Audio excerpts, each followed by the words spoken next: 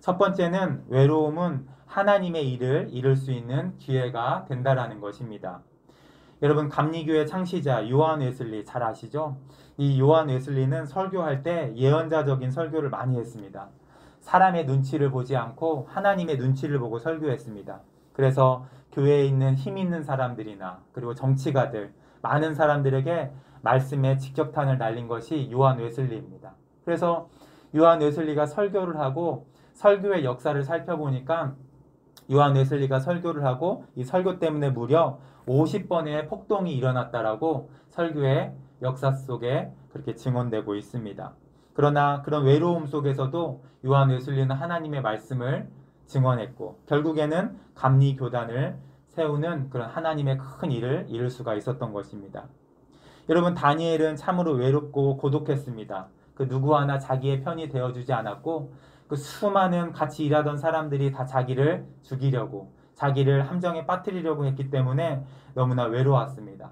그럼에도 불구하고 다니엘은 열심히 하나님 앞에 기도했고 하루 3번 기도함으로 말미암아 그 모든 것을 돌파하려고 한 것이죠.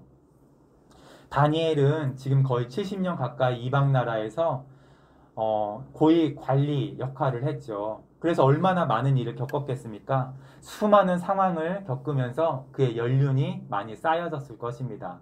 그러나 중요한 것은 우리가 여러 가지 세상의 상황을 통하여 우리의 연륜이 쌓아가지만 우리는 고독을 통하여 참된 신앙이 형성된다라는 것을 우리는 꼭 기억해야 할 것입니다. 고독과 외로움의 시간은 우리가 하나님과 독대하고 단독자로 하나님 앞에 서서 우리의 신앙이 점점 깊어지고 신앙을 형성할 수 있는 좋은 기회가 된다라는 것입니다. 그래서 제가 여러분들에게 누차 말씀드린 것처럼 외로움과 고독은 다른 것입니다. 폴 틸리가 말한 것처럼 외로움이란 혼자 있는 고통을 표현하기 위한 말이고 고독은 혼자 있는 즐거움을 표현하기 위한 말입니다. 외로움은 뭐죠? 사람들이 나와 함께 해주지 않아서 내가 너무나 고통스러운 거. 이것이 바로 외로움입니다. 고독은 뭐죠? 내가 많은 사람들, 가족이 있고 사랑하는 사람이 내 곁에 있지만 나 홀로 골방에 들어가 고독을 즐기면서 혼자 있는 것을 즐기면서 하나님과 독대하는 거, 하나님과 기도하고 대화하고 찬양하는 거. 이것이 바로 고독이라는 것입니다. 그런데 중요한 것은 이 고독의 시간이 우리의 외로움의 시간을 이겨내주는 바로 힘이 되는 것입니다.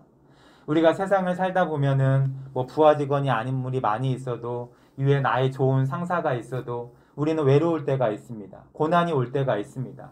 사업의 문제나 인간관계의 문제나 질병의 문제나 많은 외로움의 문제가 우리에게 다가올 때 우리가 그것을 이겨낼 수 있는 힘은 바로 하나님과 함께하는 그 고독의 시간이 있기 때문에 하나님과 함께하는 시간이 우리가 외로움의 시간을 이겨낼 수 있는 그런 큰 힘이 되어 준다는 것을 기억해야 할 것입니다. 그리고 결국에는 사자굴에 떨어졌지만 어떻게 됐죠? 하나님께서는 그 사자의 힘을 봉하시고 다니엘을 구해주셨습니다. 그리고 왕이 와서 보니까 살아있는 거예요, 다니엘이. 말도 안 되잖아요. 하나님이 그를 지켜주신 것을 보고 다리오 왕이 26절, 27절에서 이렇게 하나님을 찬양합니다. 그는 살아계시는 하나님이시요 영원히 변하지 아니하시는 이시며 그 나라는 멸망하지 아니할 것이며 그의 권세는 무궁할 것이며 이렇게 하나님을 찬양하는 다리오 왕의 고백을 우리가 들을 수가 있는 것이죠. 이게 바로 하나님의 역사입니다. 하나님의 역사는 우리의 외로움을 절망으로 빠뜨리는 것이 아니라 기회로 만드는 것입니다. 이방 나라의 통치자의 입에서 하나님을 찬양하는 그런 놀라운 역사를 바로 일궈낸 것입니다. 하나님은 다니엘의 외로움을, 고독을 사용하셔서 이런 큰 기회로 만드시고 하나님의 일을 이루시는 놀라운 영광스러운 일로 만드시는 것이 바로 하나님이라는 것입니다. 그래서 하나님은 여러분들이 갖고 있는 외로움이나 고독 이것을 이용하여서 기회로 만드시고 하나님 나라의 일을 확장하는 큰 일로 사용하는 것이 우리 하나님이라는 것을 잊지 마시기 바랍니다. 미국에 가면은 미국 동부에 예일대라는 아주 명문 대학이 있습니다. 그런데 예일대학이 과거에 개교 100주년을 맞이했을 때 예일대가 영적으로 굉장히 타락한 그런 대학이었습니다. 그때 회의주의가 이 예일대에 불어닥쳐서 많은 엘리트 지성인들이 하나님을 부정하고 하나님이 없다. 많은 사람들이 회의주의에 빠져 있었습니다. 여러분 제가 말씀드렸다시피 영적인 타락은 꼭 세상적인 타락으로 연결됩니다. 그래서 예일대의 온통 술과 도박과 싸움판으로 가득 찼다고 기록은 말하고 있습니다. 학생들이 모여서 술집만 가서 술만 먹고 강의실마다 모여가지고 도박을 하고 그리고 학교가 끝나고 나서 술을 마시고 싸움을 하는 것이 바로 예일대였다고 말을 합니다. 그런데 1795년에 예일대 총장으로 티모시 드와이트라는 총장이 왔습니다. 이 총장은 박사이기도 하지만 목회자였고 신학자였다고 합니다.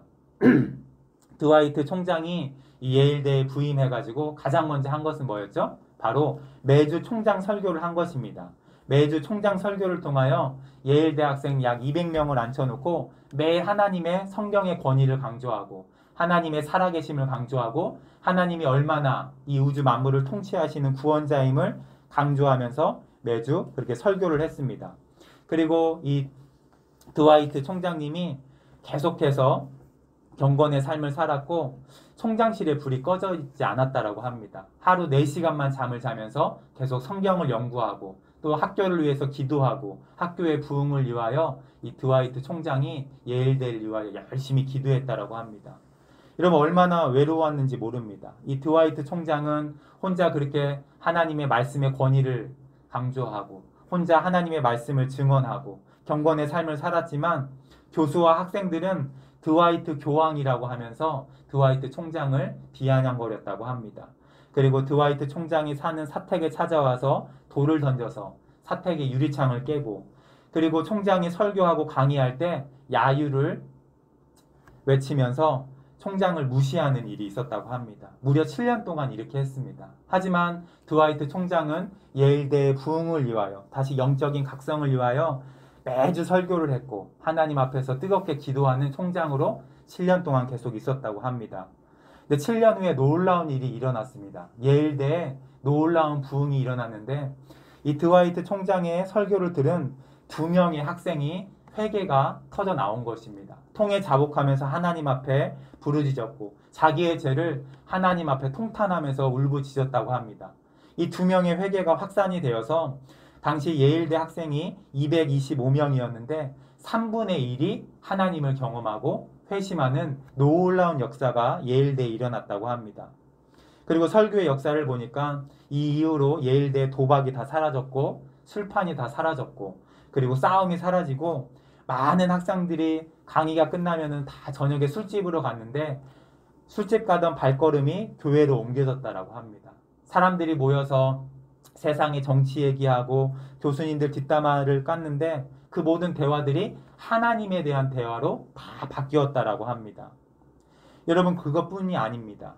예일대가 지금 미국의 동부에 있는데 이 학생들이 졸업을 하고 서부와 남부로 다 나가서 학교를 짓고 그 학교의 학장과 총장이 됐다라고 합니다. 그래서 동부뿐만 아니라 서부와 남부에 수많은 대학들, 기독교 대학이 세워졌는데 이 당시에 대학이 약 10개가 있었는데 이 예일대에서 졸업한 졸업생들이 세운 대학으로 말미암아 미국의 대학이 이 당시에 180개로 늘어났다라고 합니다. 수많은 기독교 대학이 세워진 것입니다. 그것뿐만 아니라 예일대의 부흥이 미국 전역에 확산되면서 여러분들이 잘 알고 있는 미국의 제2차 각성태 운동이 이때 촉발됐다라고 합니다. 미국 전체가 정말 성령의 강력한 임재가 일어나면서 수많은 사람들이 하나님 앞에 무릎을 꿇고 기독교인으로 회심하고 하나님 앞에 나아가는 역사들이 일어났다라고 합니다. 그리고 지금 미국 동부에 있는 예일대의 별명은 뭐죠? 대학들의 어머니. 2차 부흥운동의 발생지. 그것이 바로 지금 예일대라는 것입니다. 여러분 그 역사가 일어나기 위해서 누가 있었죠? 바로 드와이트라는 목사님, 드와이트라는 그런 총장님이 있었던 것입니다. 굉장히 외롭고 홀로 싸워야만 했지만 하나님께서는 그 외로움을 절망으로 끌어내리는 것이 아니라 기회를 올려주셔서 그 기회를 통하여 미국의 영적 대각성 운동을 일으키는 놀라운 역사로 하나님께서 사용했다라는 것을 여러분 잊지 마시기 바랍니다. 하나님은 오늘도 사랑하는 여러분들의 외로움을 사용하셔서 하나님의 나라를 이루시는 것을 경험하시기 바랍니다.